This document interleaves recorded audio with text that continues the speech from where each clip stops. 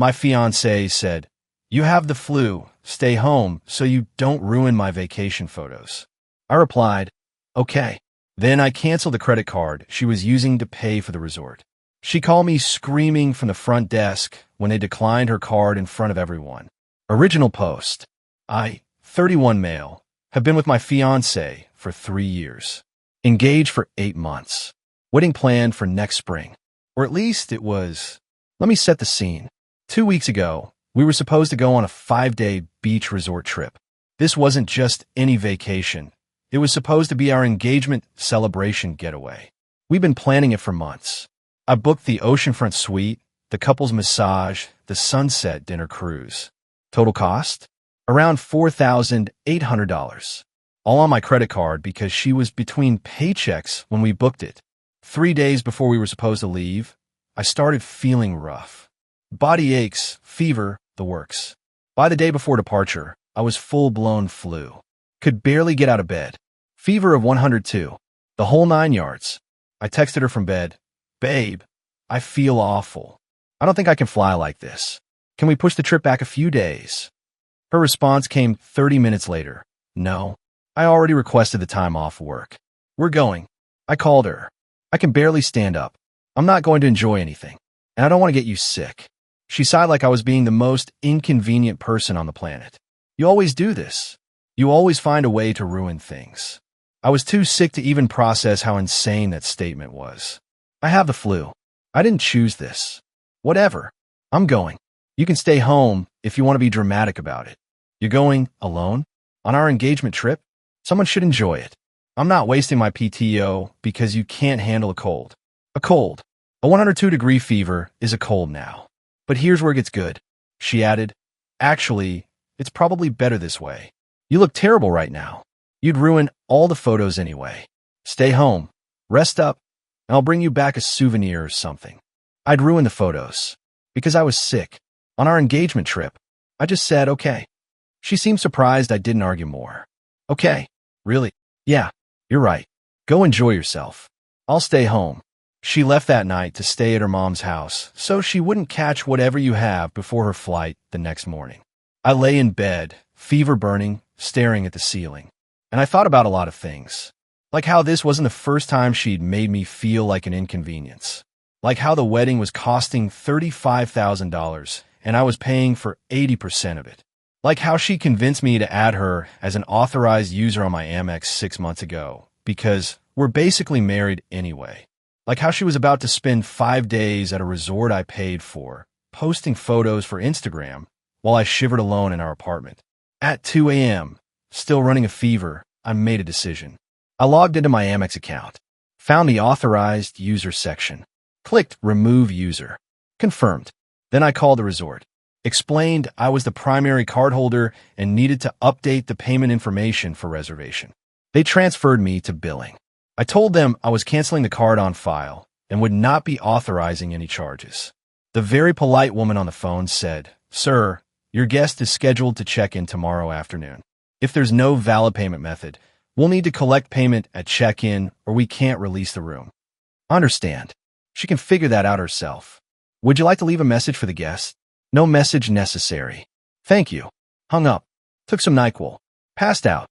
Woke up the next day to my phone exploding. 23 missed calls. 52 text messages. All from my fiancé. The first text, sent at 3:47 p.m. "WTF is wrong with you then?" The card declined then. "Everyone in the lobby is staring at me then." "This is abuse then." "My is going to hear about this." Then a voicemail. Her screaming that I humiliated her in front of the entire resort staff and that she had to call her mom to wire money for the deposit because "you left me stranded like some kind of psycho." Her mom apparently covered the first night. $890. And now my fiancé was demanding I Venmo her mom back immediately. I texted back one thing. "You said I'd ruin the photos." Didn't want to do that. Radio silence for 6 hours. Then, "We need to talk when I get back." I replied, "Agreed. Bring the ring." She's been there for 2 days now. Posting Instagram stories of the beach, the pool, the sunset, all with captions like healing energy and choosing peace. Her mom is apparently funding the whole thing now because her daughter deserves this after what you put her through. I changed the locks on the apartment yesterday. My name's the only one on the lease. She's been staying with me for 2 years, but never got added officially. My buddy came over with soup and helped me pack her stuff into boxes. Neatly. Didn't throw anything out, didn't damage anything. Just boxed it up and stacked it in the living room. I'm still recovering from a flu, but honestly, I feel better than I have in months. Update 1, 4 days later. She came back yesterday, tanned, relaxed, until she tried to open the front door. I was on the couch, finally feeling human again after a week of the flu from hell. Heard the key scraping, then nothing, then pounding. Why won't my key work? I opened the door. She was standing there with her suitcase, her designer beach bag, and an expression that could curdle milk. What the hell did you do? Change the locks. You can't do that. I live here. Your name isn't on the lease. Hasn't been for 2 years. You've been a guest. Her face went through about 6 different emotions. Landed on rage. A guest? I'm your fiancé. About that. I held out my hand. The ring. She actually laughed. Like I told a joke. You're not serious. I'm very serious. We're done. Because I went on vacation? You told me to go. You told me I'd ruin your photos because I was sick. On our engagement trip. That I paid for. I was stressed. I didn't mean it like that. How many ways are there to mean? You look terrible. Stay home. She pushed past me into the apartment and stopped dead when she saw the boxes. What is this? Your stuff. All of it. I didn't throw anything out. Didn't damage anything. It's all there. You packed my things. You were gone for 5 days. I had time. She started crying then. Big, dramatic tears. How could you do this to me? After everything we've built? You're throwing it all away because of one comment. One comment. I felt the anger rising, but kept my voice level. You left me alone with a 102-degree fever to go post bikini pics at a resort I paid for. You told me I'd ruin photos. You called a flu dramatic, and when the car declined, your first instinct was to call me abusive. I was embarrassed. Everyone was staring at me. And whose fault was that? Yours. You canceled the card like some kind of control freak. It was MY card. You were an authorized user because I trusted you. That trust is gone. Her mom called during this conversation. I know because my fiancé, ex-fiancé, answered and immediately put on speaker, probably for backup. Is he there? Her mom's voice was sharp. Yes, and he's trying to kick me out. Young man, you have some nerve. My daughter has been nothing but good to you, and you abandon her at a resort, humiliate her, and now you're throwing her out. Ma'am, your daughter told me I was too sick and ugly to go on our engagement trip. She went alone to a vacation I fully paid for. When I removed her from MY credit card, she called me abusive. Is that being nothing but good to me? Silence. Then, she was stressed about the trip. You should have been more understanding. Understanding of what? Being told I'd ruin photos because I had the flu. She didn't mean it like that. Then what did she mean? More silence. Then my ex grabbed the phone off speaker. Mom, I'll call you back. She turned to me. You're really doing this? Over a stupid comment. It wasn't one comment. It was 3 years of comments. This was just the last one. What's that supposed to mean? Remember when I got promoted and you said I finally did something right? Remember when I bought you that necklace for your birthday and you said it was fine, I guess? Remember when your ex liked your photo and you said I was being paranoid and clingy for being uncomfortable? Those were all jokes. They weren't funny. Not to me. She stared at me for a long moment. Then her expression hardened. Fine. You want to throw away 3 years? Fine. But you owe me. I owe you the vacation. You ruined it. You owe my mom $4,200 for covering the rest of the trip. I actually laughed. Couldn't help it. I'm not paying your mom for a vacation she chose to fund after you got caught using my credit card without authorization. Without authorization? I was an authorized user. Was. Past tense. The authorization was removed when I decided I didn't want to fund your solo beach getaway anymore. This is financial abuse. It's my money. My card. My choice. She called me every name in the book. Narcissist. Controlling. Gaslighter. Apparently, I've been emotionally unavailable for years, and she deserves someone who treats her like a queen. I just stood there and let her vent. When she finally ran out of steam, I said, "Your boxes are by the door. You have until 5 p.m. tomorrow to arrange pickup. After that, I'm putting them in the building's storage, and you can coordinate with the super. You're going to regret this." "Probably not." She grabbed 2 boxes and left. Her mom picked her up outside. I watched from the window as they loaded her stuff into the back of her mom's SUV, her mom gesturing wildly and clearly ranting about something. 2 hours later, I got a text from her dad. First time he's ever texted me directly. "Son, I don't know what happened, but I heard both sides. For what it's worth, I think you made the right call. She's been like this since she was a kid. Her mom enables it. I'm sorry. That hit different." Didn't respond because I didn't know what to say. Today was quiet. She got the rest of her boxes this morning. Left the key on the kitchen counter without a word. The ring? She's keeping it, apparently. Says it's legally hers, now since I gave it to her.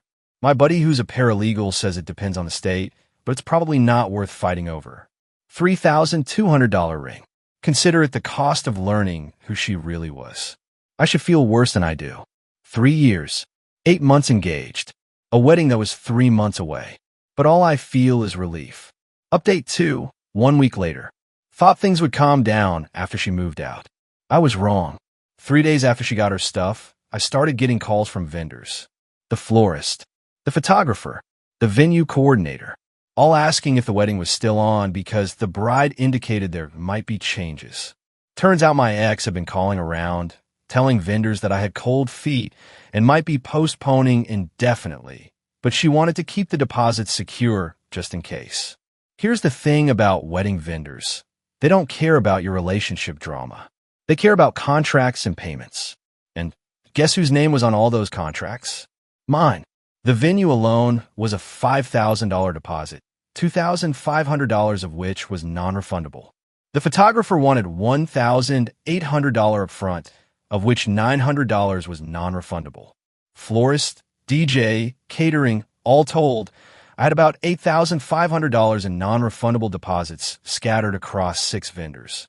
When I called to officially cancel, most were understanding. One coordinator actually said, "Honestly, you're the 3rd cancellation this month. It happens." But my ex wasn't done. The day after I canceled the vendors, I got a letter, certified mail, from a lawyer. She was demanding the return of gifts and shared property accumulated during our relationship, plus compensation for emotional distress and financial losses related to the canceled wedding. The itemized list was hilarious. She wanted $4,200 reimbursement for the resort trip, her mom's money, $3,500 for wedding preparation expenses, dresses, shoes, accessories she bought, $1,200 for a couple's retreat we went on 2 years ago that she now claims she paid for. She didn't. I have receipts, half the cost of furniture in the apartment. Furniture I bought before we even dated. Reasonable compensation for 3 years of domestic labor. She did laundry sometimes, I guess. Total demand, just over $14,000. I forwarded it to my buddy, the paralegal. He forwarded it to an actual attorney he knows. She reviewed it and called me directly. This is what we call a nuisance demand. She's hoping you'll pay something just to make her go away. Don't. What should I do? Respond formally. Document everything. If she actually files, which I doubt, we'll handle it. But this has empty threat written all over it. She was right. My response letter, drafted with legal help, was simple. 1. The credit card was mine. She was removed as an authorized user, which is my right as the primary cardholder. 2. The lease is in my name only. She was a guest, not a tenant, with no legal claim to the property. 3. All furniture was purchased by me prior to cohabitation, with receipts available. 4. The couple's retreat was paid for entirely by me, with credit card statements to prove it. 5. Any further communication should go through legal counsel. Her lawyer responded 2 days later. They were reviewing the response and would be in touch. They never got back in touch. Shocking. But here's where it gets interesting. Remember her dad? The one who texted me saying I made the right call? He showed up at my apartment 4 days ago. Alone. Knocked on my door around 7 p.m. on a Tuesday. Can I come in? I won't take much of your time. I let him in. Offer him a beer. He accepted. I want to apologize, he said. For my daughter. For my wife. For all of it. You don't need to apologize for them. I do, though, because I enabled it too, in my own way. I always took the path of least resistance. Let her mom handle the hard stuff. Didn't push back when I should have. He told me things then, about how my ex had done this before.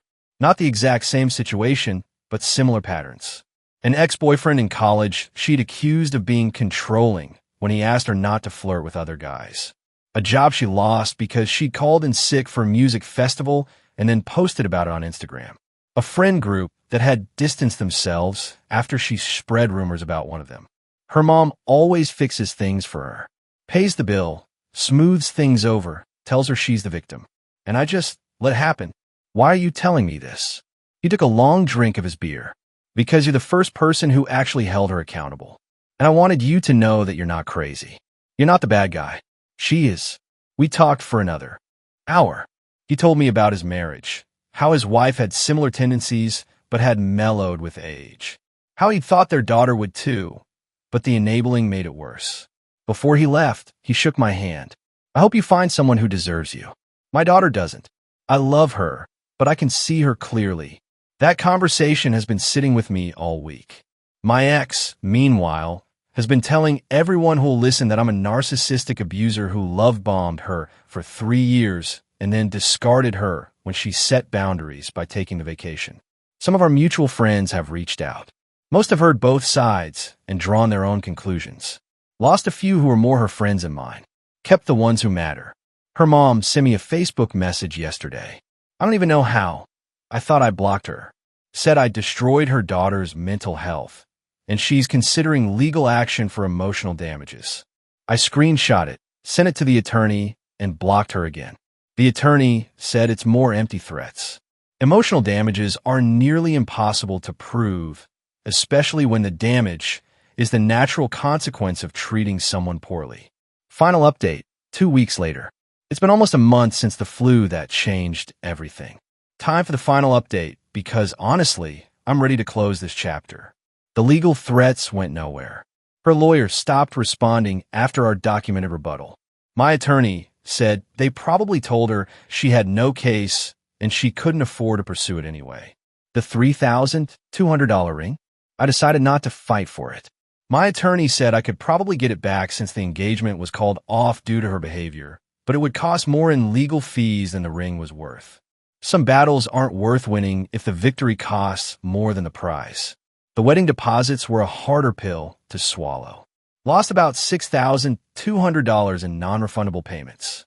But the venue coordinator did me a solid. They had a couple looking for a last-minute date, so they transferred my remaining deposit to them and refunded me $1,500. Small victory. Now for the part everyone's been waiting for, the consequences. Remember how I said my ex worked at a small marketing firm? The same firm, it turns out, that handled social media for several local businesses, including, coincidentally, the resort she'd stayed at. I didn't do anything with this information.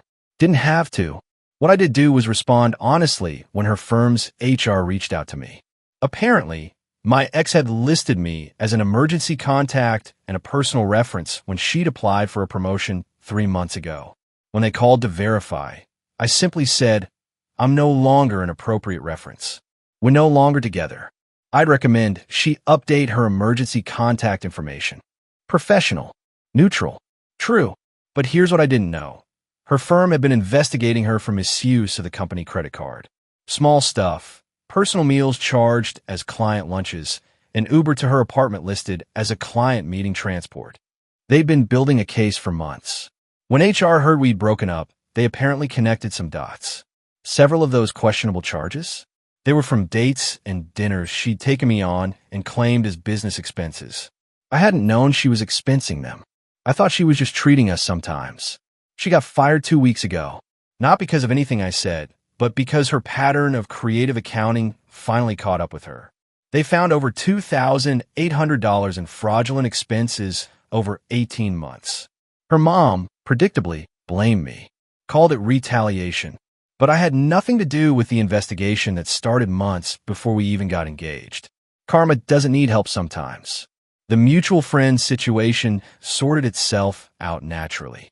The ones who knew both of us, well, mostly sided with me, once they heard the full story. A few stayed neutral, which is fine. The ones who believed her narcissistic abuser narrative without question, they were never really my friends anyway.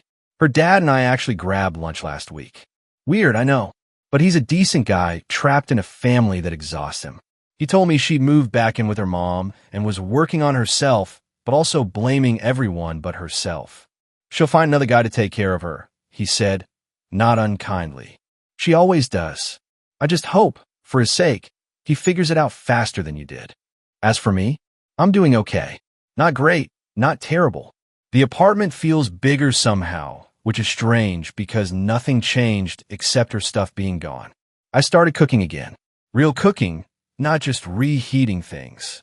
When we were together, she'd always criticize whatever I made too salty, too bland, too experimental.